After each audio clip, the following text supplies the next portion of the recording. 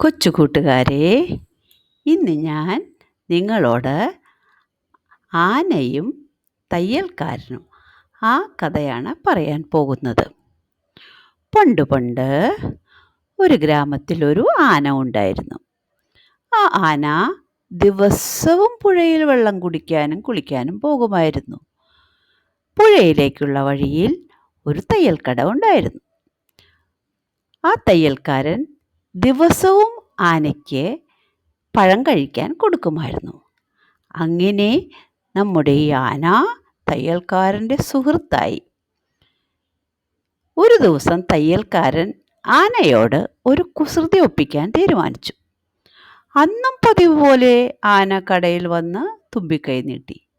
എന്നാൽ തയ്യൽക്കാരൻ ഇത്തവണ എന്താ ചെയ്തത്? ആനയുടെ തുമ്പിക്കൈയിൽ പഴത്തിനു പകരം ആ കയ്യിലിരുന്ന സൂചി കൊണ്ട് ഒരു കുത്തുകുത്തി. പാവം ആന അതിന് എത്ര വേദനിച്ചു. തയ്യൽക്കാരനെ ഒരു പാഠം പഠിപ്പിക്കാൻ ആന തീരുമാനിച്ചു. അവൻ നദിയിൽ പോയി കുളിച്ചു വരുമ്പോൾ തുമ്പിക്കൈ നിറയെ എന്തു കൊണ്ടുവന്നു കൂട്ടുകാരെ? നിറയെ വെള്ളം.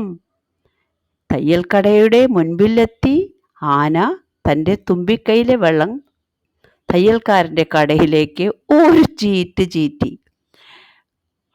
പാവം തയ്യൽക്കാരൻ. അങ്ങനെ തന്നെ വേണം ആ തയ്യൽക്കാരന്. തയ്യൽക്കാരൻ്റെ തുണിയും കടയും എല്ലാം നനഞ്ഞു. പക്ഷേ പിന്നീട് തയ്യൽക്കാരൻ തൻ്റെ കുസൃതിയിൽ പരിതപിച്ചു. അതിൽ പിന്നെ നമ്മുടെ ഈ തയ്യൽക്കാരൻ ആരോടും ഇത്തരത്തിൽ കുസൃതി കാണിച്ചിട്ടില്ല. ആനയും തയ്യൽക്കാരനും പഴയതുപോലെ നല്ല സുഹൃത്തുക്കളായി. എങ്ങനെയുണ്ട് എൻ്റെ കഥ? നിങ്ങൾക്കെല്ലാം ഇഷ്ടമായോ കുട്ടികളെ? Thank you.